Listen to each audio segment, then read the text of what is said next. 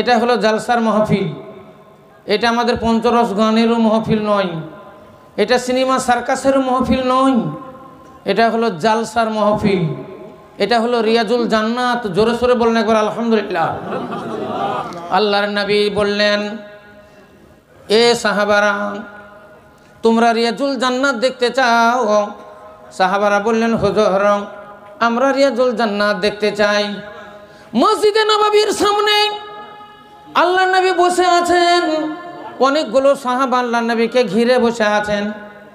আল্লাহর নবী বললেন, তোমরা কি রিয়াজুল জান্নাত দেখতে চাও? সাহাবারা বললেন, হুজুর আমরা দেখতে চাই। আল্লাহর নবী মদিনার মসজিদকে ইশারা করলেন আর বললেন, উনজুরু হাজাল মসজিদ, এই মসজিদের দিকে তাকাও। আল মসজিদ রাউযাতুম মিন রিয়াজিল জান্নাহ, মসজিদ হলো জান্নাতের বাগিচা, মসজিদ হলো জান্নাতের বাগান। তাহলে বুঝলেন, মসজিদ হলো জান্নাতের বাগিচা, মসজিদ হলো জান্নাতের বাগান। ইসলাম দরদি ভাইয়ের আমার, দুনিয়াতে দুটো রিয়াজুল জান্নাত আছে। আল্লাহর নবী বললেন দুটো রিয়াজুল জান্নাত আছে। সাহাবারা বললেন, হুজুর সেটা দুটো কি কি? আল্লাহর নবী বললেন, না, আল মসজিদ রাউযাতুম মিন রিয়াজিল জান্নাহ, মসজিদ হলো জান্নাতের বাগিচা, মসজিদ হলো জান্নাতের বাগান। যতক্ষণ পর্যন্ত আপনি মসজিদের ভিতরে বসে থাকবেন, আপনি রিয়াজুল জান্নাতে থাকবেন। যতক্ষণ পর্যন্ত মসজিদে কোরআন শরীফে তেলাওয়াত করবেন, আপনি রিয়াজুল জান্নাতে করবেন। যতক্ষণ পর্যন্ত সালাত আদায় করবেন, আপনি নামাজ আদায় করবেন, রিয়াজুল জান্নাতে করবেন। মসজিদে যদি ঘুমিয়ে যান, আপনি রিয়াজুল জান্নাতে ঘুমিয়ে যাবেন। আল্লাহর নবী বললেন, আল মসজিদ রাউযাতুম মিন রিয়াজিল জান্নাহ, মসজিদ হলো জান্নাতের বাগিচা, মসজিদ হলো জান্নাতের বাগান। সাহাবারা বললেন, ইয়া রাসূলুল্লাহ একটা হলো আর একটা কোনটা? আল্লাহর নবী বললেন, যেই মাহফিলে কোরআনের বাণী পরিবেশন হয়, যেই মাহফিলে হাদিসের বাণী পরিবেশন হয়, ওয়া রাউযাতুম মিন রিয়াজিল জান্নাহ, সেটাও হলো জান্নাতের বাগিচা, সেটাও হলো জান্নাতের বাগান। অতএব এই প্যান্ডেলটা কালকে পঞ্চরস গানে চলে যেতে পারে, এই প্যান্ডেলটা সিনেমাতে চলে যেতে পারে, এই প্যান্ডেলটা মেলাতে চলে যেতে পারে, অগ্গদ্বীপের মেলায় যেতে পারে, কিন্তু যতক্ষণ পর্যন্ত এই মাহফিলে থাকবে ততক্ষণ পর্যন্ত এটা রিয়াজুল জান্নাত। জোরে সোরে একবার বলেন আলহামদুলিল্লাহ। ও গো আল্লাহ মেহেরবান, আমি গাহি যে তোমার গানা। ও গো আল্লাহ মেহেরবান, আমি গাহি যে তোমার গানা। তুমি আমায় রিজিক দিয়ে বাঁচাইয়াছো প্রাণ, আল্লাহ মেহেরবান, আমি গাহি যে তোমার গানা। ও গো আল্লাহ মেহেরবান, আমি গাহি যে তোমার গানা। রূপে ভরা দুনিয়াটা দেখতে কত ভালো, দেখবো যে তাই চোখে তুমি দিলে নয়নালো। এ রূপে ভরা দুনিয়াটা দেখতে কত ভালো, দেখবো যে তাই চোখে তুমি দিলে নয়নালো। কত দেখি আলো বিহীন একে তোমার শান, আল্লাহ মেহেরবান, আমি গাহি যে তোমার গানা। ও গো আল্লাহ মেহেরবান, আমি গাহি যে তোমার গানা। কার আদেশে ছুটে বায়ু, কেন বা বৃষ্টি ঝরে? কার আদেশে মাঠের গাছে ফুল ঝরে ফল ধরে? কার আদেশে ছুটে বায়ু, কেন বা বৃষ্টি ঝরে? কার আদেশে মাঠের গাছে ফুল ঝরে ফল ধরে? যেদিকে তাকাই, আমি যেদিকে তাকাই দেখি তোমার মহিমা বিদ্যমান। আল্লাহ মেহেরবান, আমি গাহি যে তোমার গানা। ওগো আল্লাহ মেহেরবান, আমি গাহি যে তোমার গানা। কার আদেশে দিন চলে যায় আধার নামে রাতে, কত যে শক্তি লুকায় রেখেছ তোমার নিপুণ দুই হাতে। এ মহাবিশ্বের চালক তুমি, এ মহাবিশ্বের চালক তুমি, উড়ুক তোমার জয় নিশানা।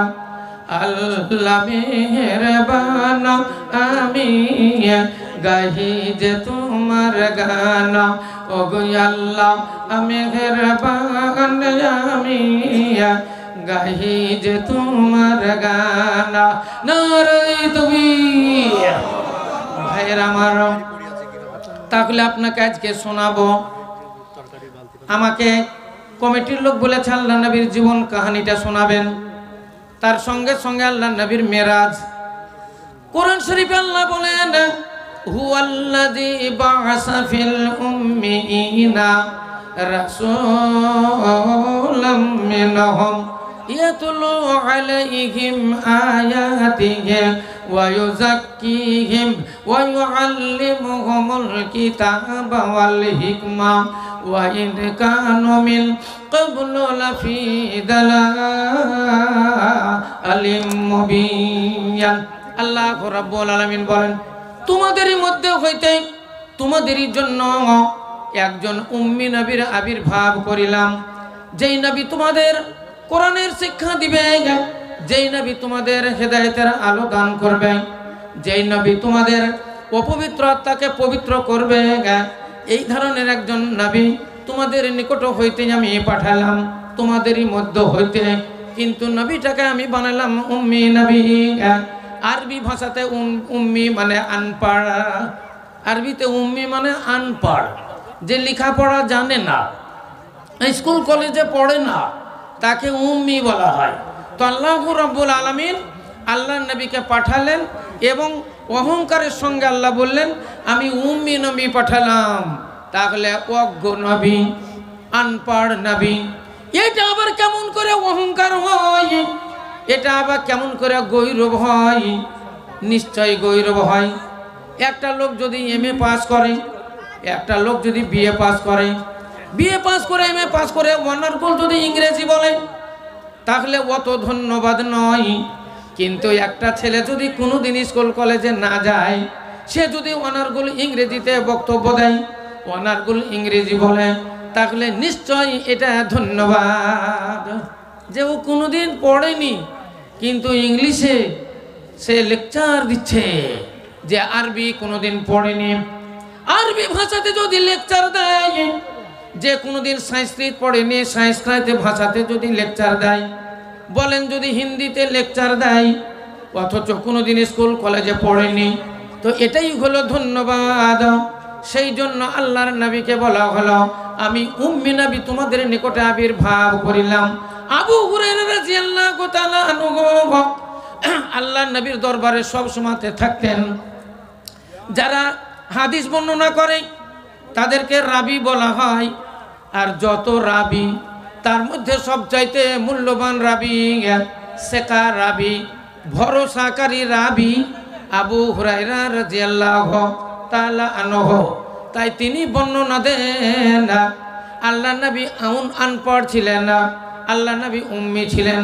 কিন্তু আমি দেখতাম ওই মসজিদে নববীতে, আমি দেখতাম কাবায় আল্লাহ নবী বসে থাকতেন, অনেক লোক বহু দূর দূর থেকে আসতো, যেই ভাষাতে তারা কথা বলতো আল্লাহর নবী সেই ভাষাতেই কথা বলতেন।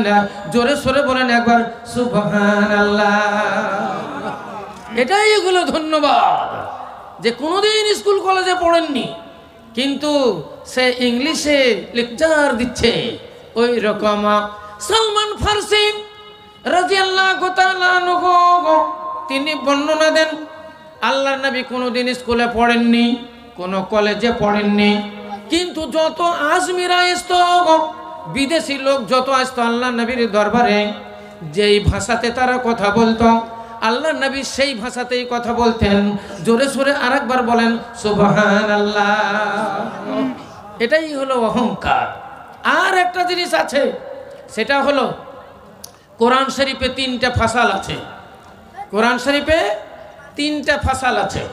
একটার নাম হলো তুলে মুফাসসাল, একটার নাম হলো ওয়াস্তে মুফাসসাল, আর একটার নাম হলো কাসরে মুফাসসাল। কোরআন শরীফে 7টা জুজ আছে। জুজে আউয়াল, জুজে সানি, জুজে সালিসা, জুজে রাবিয়া, জুজে খামসা, জুজে সাদেসা, জুজে সাবিয়া। এই 7টা জুজ কোরআন শরীফে রয়েছে। কোরআন শরীফে 30 পারা আছে। কোরআন শরীফে 540টা রুকু আছে। কোরআন শরীফে 112টা সূরা আছে। কেউ বলেছে 114টা সূরা আছে। 114টা সূরা যারা বলেছে তারা কুল আউযু বিরাব্বিন নাস আর কুল আউযু বিরাব্বিল ফালাককে ধরে নিয়েছে। আর যারা 112টা বলেছে কুল আউযু বিরাব্বিন নাস, কুল আউযু বিরাব্বিল ফালাক ছেড়ে দিয়েছে। কারণ এই দুটো সূরা জাদু মন্ত্রের সূরা। কুল আউযু বিরাব্বিন নাস আর কুল আউযু বিরাব্বিল ফালাক এই দুটো জাদু মন্ত্রের সূরা। আপনারা তো শুনেছেন আল্লাহর নবীর উপরে জাদু করেছিল, ওই একটা বিশাল ঘটনা। টাইম পেলে ইনশাল্লাহ আপনাকে শোনাবো। তো আল্লাহর নবীর উপরে জাদু করেছিল। লাবিদ বিন আসম, লোকটার নাম ছিল লাবিদ, আর ওর বাবার নাম ছিল আসাম। আরবিতে বলা হয় লাবিদ বিন আসম। আল্লাহর নবীর মাথার চুলকে মানে পাকিয়ে দড়ি পাকানো হইয়াছিল। কাঁখয়ের দাঁত দিয়ে 11টা গিরহা মেরে আল্লাহর নবীর উপরে জাদু করা হয়েছিল। পুং খেজুরের বাগানে, খেজুরের বাগানের নাম হলো পুং খেজুর। পুং খেজুরের বাগানে জিরিয়ান বলে একটা কুয়া, ওই জিরিয়ান কুয়ার তলাতে পাথর চাপা দিয়ে আল্লাহর নবীকে জাদু করা হয়েছিল। আল্লাহর নবী কিছুদিনের মতো ব্রেন শর্ট হয়ে গেছিল নবী সাহেবের।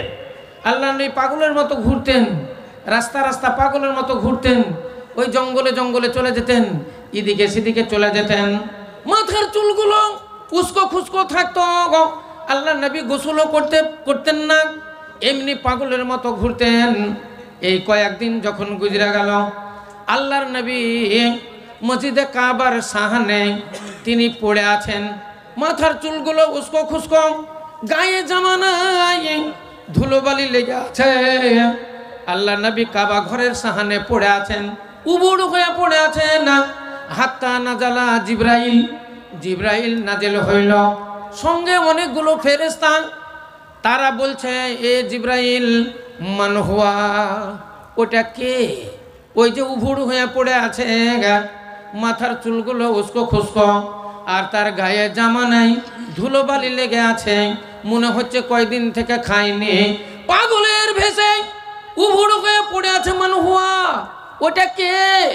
হাদিসের কথা বলছি, আপনাদের গল্প নয়। জিজ্ঞাসা করা হলো ওটা কে?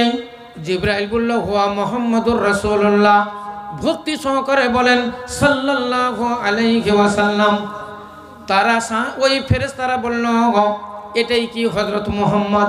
বলে হ্যাঁ, এটাই হলো হযরত মুহাম্মদ রাসূলুল্লাহ সাল্লাল্লাহু আলাইহি ওয়াসাল্লাম। ফেরেশতাগুলো জিজ্ঞাসা করলো জিব্রাইল, এই নবীর এই অবস্থা কেন?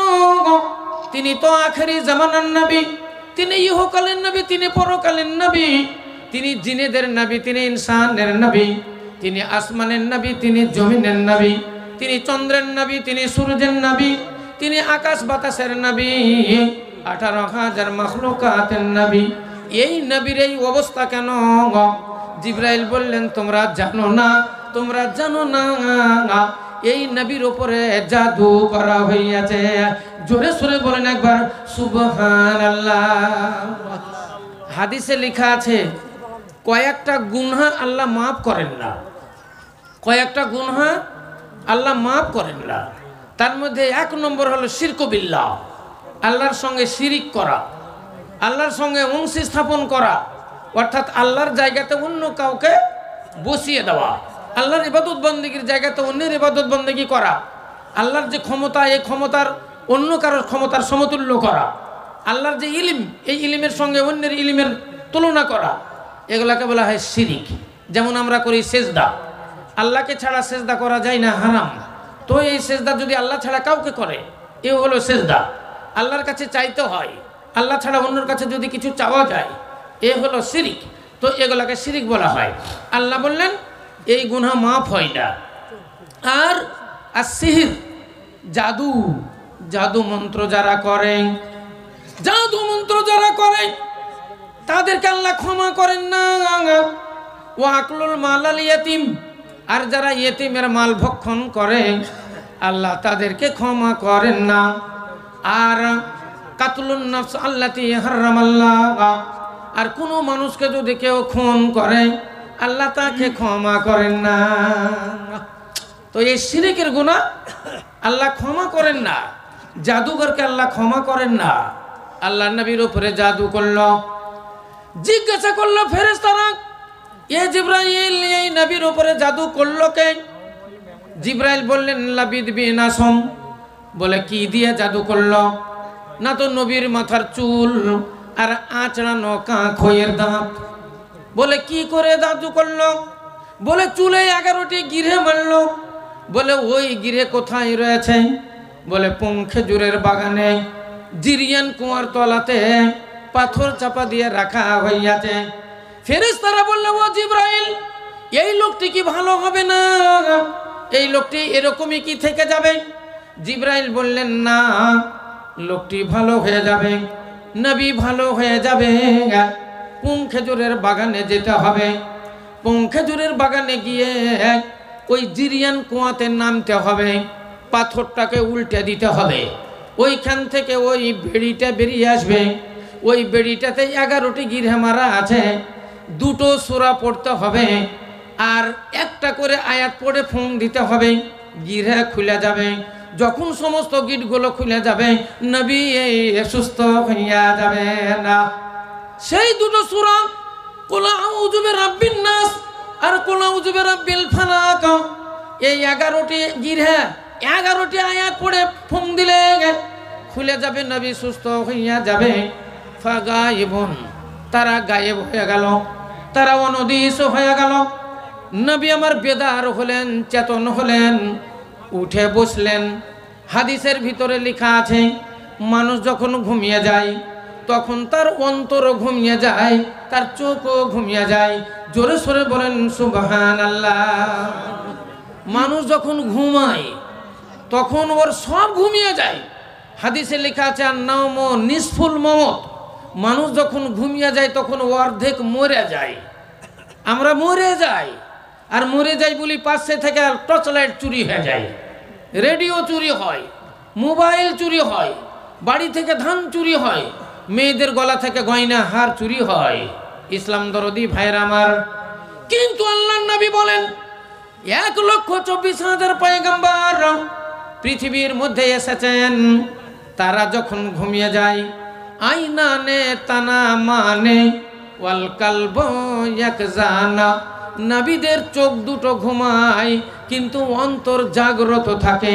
জোরে সোরে বলেন একবার সুবহানাল্লাহ। নবীদের চোখ ঘুমায় কিন্তু অন্তর জাগ্রত থাকে। তো নবী ওখানে পড়েছিলেন, অন্তর জাগ্রত ছিল। আল্লাহ নবী উঠে বসলেন, মনে মনে ভাবলেন তাহলে কি আমার উপরে জাদু করা হইয়াছে? তাহলে নিশ্চয় আমার উপরে জাদু করা হইয়াছে। নবী ওখান থেকে উঠে চলে গেলেন না হযরত আলী কাররামাল্লাহু ওয়াজহুর কাছে। হযরত আলীকে ডেকে বললেন, আলী, আমার এই অবস্থাটা কি তোমরা দেখতে পাও না? বলে হুজুর আপনার অবস্থা তো দেখতে পাচ্ছি, কিন্তু আমাদের কোনো কাজই হয় না। আমরা অনেক কিছু চেষ্টা করছি আপনাকে সুস্থ করার, আপনার রোগ মুক্ত করার, আপনাকে ভালো করার, কিন্তু কোনো কাজেই হয় না। আল্লাহ নবী বললেন, এই আলী, খেজুরের বাগানে চলো। খেজুরের বাগানে জিরিয়ান কুয়ার তলাতে আমার মাথার চুলের দড়ি পাকিয়ে, আমার মাথা চাড়ানো কাঁখয়ের দাঁত দিয়ে 11টা গিরে মেরে আমার ওপরে জাদু করা হইয়াছে, তোমরা চলো ওটা উঠিয়ে কুলাউ জুবেরাব্বিন নাস কুলাউ জুবেরাব্বিল ফালাক এই সূরা দুটোর আয়াতগুলো পড়ে পড়ে ফোন দিলে আমি সুস্থ হইয়া যাব। আচ্ছা বলেন তো এই কথাটা কে বলল? জিবরাইল। নারে তাকবীর, ধন্যবাদ। যাক, শুনছেন তো? আমি ভাবছিলাম বোধহয় শুনছেন না আপনারা। হ্যাঁ, বোঝা গেল শুনছেন। তাহলে এটা বললেন জিবরাইল, আপনারা বলে বুঝেন না। আমি তো মনে মনে ভাবছিলাম আপনার বোধহয় গানই পাগল গো, কিন্তু না, আপনাদের তো ঈমান আছে, বোঝানোর চেষ্টা আছে আপনাদের। যাক, আমি আগেই বলেছি হাজার হাজার লোকের আমার দরকার নাই, এই চাঁদমুখ করার আমার দরকার। এটাই ঠিক থাকলে আমার এটি আলহামদুলিল্লাহ। তো এবার জিবরাইল বললেন, চলে গেলেন হযরত আলী আর একজন সাহাবাকে সঙ্গে করে জিরিয়ান কুয়ায়। হাদিস তাফসীরের ভিতরে লেখছে জিরিয়ান কুয়াতে যে পানি ছিল হাঁটু, 1 হাঁটু পরিমাণ পানি ছিল, আর পানিটার রং ছিল মেহেন্দি গুলা। মেহেন্দি গুলা মানে মোরাম, মোরামের পানি যেমন লাল হয়, মেহেন্দিতে দাড়িতে মেহেন্দি দেয় না, তো যেরকম রং হয় ওই রকম মোরাম গুলা পানি। এবার দেখছে একটা বিরাট পাথর, পাথরটা যেমনই সরিয়ে দেওয়া ভস করে উঠে আসলো ওই চুলের বেড়ি। একটি করে আয়াত পড়ে, বিসমিল্লাহির রহমানির রহিম, কুল আউযু বিরাব্বিন নাস। একটা গিরে খুলে যায়, মালিকিন নাস, আর একটা গিরে খুলে যায়। এইভাবে যখন দুইটো সূরা পড়ে যখন ফুং দেওয়া হলো, গিরে খুলে গেল, সঙ্গে সঙ্গে আল্লাহ নবী সুস্থ হইয়া গেলেন, নবীর জাদু মন্ত্র কেটে গেল। জোরে সোরে বলেন একবার সুবহানাল্লাহ। সেই জন্য কেউ কেউ বলেছে এই সূরা দুটো ওই 114 মধ্যে লয়, কোরআন শরীফের মধ্যে নয়। আসলে সূরা হলো 112টা। আর কেউ কেউ বলেছেন না, ওটাও তো কোরআন শরীফেরই, অতএব এই দুটো মিলে হলো 114টা সূরা। তাহলে কোরআন শরীফে আছে 540টা রুকু, 114টা সূরা, 6666টি আয়াত, 3,33,000 মতন করে 721টি অক্ষর রয়েছে। আল্লাহ নবী বললেন, মান কারা হারফাম মিনাল কুরআন কুতিবা লাহু আশরু হাসানাতিন। যেই ব্যক্তি কোরআন শরীফ থেকে একটা অক্ষর উচ্চারণ করবে তার নেকির খাতাতে 10টা নেকি লেখা হবে। বলেন একবার সুবহানাল্লাহ। লাম আকুল আলিফ হারফুন, লাম হারফুন, মিম হারফুন, মান কারা আলিফ লাম মিম কুতিবা লাহু 30 হাসানাতিন। আল্লাহর নবী বলছেন আলিফ লাম মিম বললে একটা অক্ষর হয় না, একটা অক্ষর হয় না। আলিফ লাম মিম 3টা অক্ষর। যেই ব্যক্তি আলিফ লাম মিম বলবে তার নেকির খাতাতে 30 নেকি লেখা হবে। ভক্তি সহকারে বলেন একবার আলহামদুলিল্লাহ। আর একটা তাফসীরে দেখলাম আরো বেশি, ওটা আবার কি বলছে জানেন? আলিফ, আলিফে কটা অক্ষর আছে? আলিফ লাম ফে, আলিফ, আলিফ লাম ফে, আলিফ, তাহলে 3টা অক্ষর গেল। লাম, লাম আলিফ মিম লাম, 3টে অক্ষর গেল। মিম, মিম ইয়া মিম, মিম 3টা অক্ষর, তাহলে 3 × 9টা অক্ষর, 9 × 10 = 90 নম্বর। জোরে সোরে বলেন একবার আলহামদুলিল্লাহ। আলিফ লাম মিম উচ্চারণ যদি করা হয় তাহলে 90 নম্বর পাওয়া যাবে। 90টা নাকি আপনার নামায়ে মনে লেখা হবে। এই কথাটা তাফসীরে লেখছে, কিন্তু এই হাদিসটা জয়ীফ, এটা একটু দুর্বল। কারণ আল্লাহ নবী ডাইরেক্ট বলে দিয়েছেন না, মান কারা আলিফ লাম মিম কুতিবা লাহু 30 হাসানাতিন, তার জন্য 30 নেকি লেখা হবে। এই কথাটি আল্লাহ নবী বলে দিয়েছেন। অতএব 30 নেকি আবার 90 নেকি কেমন করে হয়ে যায়? দলিল তো লাগবে, যে কোনো কথা বললে আপনাকে দলিল লাগবে। হ্যাঁ, কিন্তু তাফসীর কারকেরা বলছে আলিফ, আলিফ লাম ফে দিয়ে তো আলিফ হয়। হ্যাঁ, তো যা কথাগুলোই 30টা নেকি হয় আলিফ লাম মিম বললে। ইসলাম দরদি ভাইয়ের আমার, তাহলে মহান আল্লাহ রাব্বুল আলামিন আমাদের মধ্যে হইতে আমাদের এই হেদায়েতের জন্য একজন নবীর আবির্ভাব করলেন না, যেই নবী হলো উম্মি নবী। সারা পৃথিবী যখন অন্ধকারে আচ্ছন্ন ছিল, মানুষ যখন ধর্ম ভোলা ছিল, মানুষ যখন কর্ম ভোলা ছিল, মানুষ যখন ইসলাম ভোলা ছিল, মানুষ আল্লাহ ভোলা ছিল, সেই সময়তে মহান আল্লাহ রাব্বুল আলামিন এই অন্ধকার পৃথিবীকে আলোকিত করার জন্য, ধর্ম ভোলা মানুষদের ধর্মের শিক্ষা দেওয়ার জন্য, কর্ম ভোলা মানুষদের কর্মের শিক্ষা দেওয়ার জন্য, আদর্শ ভোলা মানুষদের আদর্শের শিক্ষা দেওয়ার জন্য, ইসলাম ভোলা মানুষদের ইসলামের শিক্ষা দেওয়ার জন্য, আল্লাহ ভোলা মানুষদের আল্লাহ চিনানোর জন্য আমার শেষ যুগের শেষ নবী, নবী কুলের শিরোমণি তাজদারে মাদানী আহমদ মুজতবা মোহাম্মদ মুস্তফা বলুন সাল্লাল্লাহু আলাইহি ওয়াসাল্লাম, তিনার আবির্ভাব হলো এই ধরাধামে। আল্লাহর নবীর আবির্ভাব হলো এই ধরাধামে। আল্লাহু আকবার। আমার দিনের রাসূল সরকারে দো আলমের জন্ম হলো মক্কাতুল মুকাররমায়, সৌদি আরবে, কুরাইশ বংশে, আব্দুল্লাহর ঘরে, আব্দুল মুত্তালিবের ঘরে আল্লাহ নবীর জন্ম হলো। তাই কোন কবি বলেছে, ইয়া রাব্বানা মরুর দুলাল মোদের হিলালা আরাইল না, ইয়া রাব্বানা মরুর দুলাল মোদের হিলালা আরাইল না। আরবেতে জন্ম নিলেন আব্দুল্লাহ তার পিতা ছিলেন, আরবেতে জন্ম নিলেন আব্দুল্লাহ তার পিতা ছিলেন। এ গর্ভে রেখে মারা গেলেন, এ গর্ভে রেখে মারা গেলেন, পিতা রইল না। মরুর ধুলালা মোদের হেলালা আরাইল না, মরুর ধুলালা মোদের হেলালা আরাইল না। কুরাইশ বংশে জন্ম নিলেন আব্দুল্লাহ তার পিতা ছিলেন, কুরাইশ বংশে জন্ম নিলেন আমিনা তার মাতা ছিলেন। শিশু রেখে মারা গেলেন, শিশু রেখে মারা গেলেন, মাতা রইল না।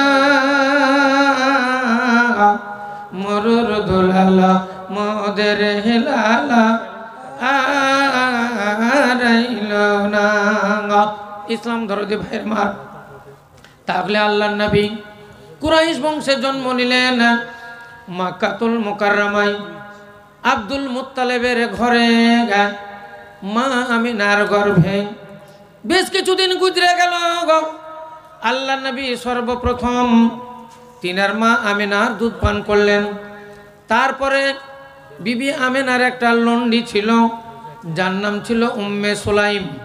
উম্মে সুলাইম খবর পেল আমিনার গর্ভে একটা পুত্র সন্তান জন্ম নিয়েছে, খুবই সুন্দর, পূর্ণিমার চাঁদের মতো চেহারা। তাই সে ছুটে চলে এলো, এসে আল্লাহর নবীকে কোলে নিল। বলল, বেটা তোমাকে আমি কোলে নিলাম, কিন্তু তোমার জন্য আমি কিছুই নিয়ে আসিনি, আমি ভুলে গেছি। আমরা কারো সন্তান দেখতে গেলে আমরা কিছু নিয়ে যাই, হয় একটা সোনার গয়না নিয়ে যাই, না হয় চাঁদির গয়না নিয়ে যাই, না হয় কিছু টাকা নিয়ে যাই, না হয় মিষ্টি কোনো জিনিস নিয়ে যাই, না হয় একটা জামা, না হয় একটা প্যান্ট যাই, কিছু আমরা নিয়ে যাই। কিন্তু বিবি আমি মানে উম্মে সুলাইম বলছেন, না বাবা তোমার জন্য আমি কিছুই নিয়ে আসিনি, কি তোমাকে দিব? তাই তার স্তনের দুগ্ধ পান কইরা দিল। তাহলে দ্বিতীয় নম্বরে আল্লাহ নবী দুধ পান করলেন উম্মে সুলাইমের। কয়েকদিন গুজরা চলে গেল, হ্যাঁ উম্মে আইমানের। তারপরে কয়েকদিন গুজরা চলে গেল, এলো হালিমা। হালিমা সাদিয়া। সাদ কাবিলা হইতে এলেন হালিমা সাদিয়া। ইনি খুঁজাখুঁজি করলেন বাচ্চা, অনেকেই তার সঙ্গে এসেছিল, তারাও খুঁজলো, অনেকেই পেল, কিন্তু সাদ ওই মানে এইদিকে বিবি হালিমা সন্তানাদের পেলেন না। তিনি বলছেন, যখন আমি বাড়ি থেকে বেরিয়ে আসি তখন আমার শরীরটা ছিল দুর্বল, আমি নিজে রোগাক্রান্ত ছিলাম, আমার উটনিটা ছিল খুব দুর্বল, আমার উটনিটা ছিল খুব জয়ীব কমজোর, আর বাড়িতে আমার দুটো সন্তান এরা অসুস্থ ছিল। আমি চলে এলাম বাচ্চা নেওয়ার জন্য। সৌদি আরবের একটা অভ্যাস ছিল, এদের একটা ব্যবসা বললেই ছিল যে যার একটা সন্তান আর একটা সন্তান বা দুটো সন্তান তারা নিয়ে দুধ পান করে রাখত, আর ওটাতে কিছু তারা পয়সা পেত, এটাতে তাদের জীবিকা নির্বাহ হতো।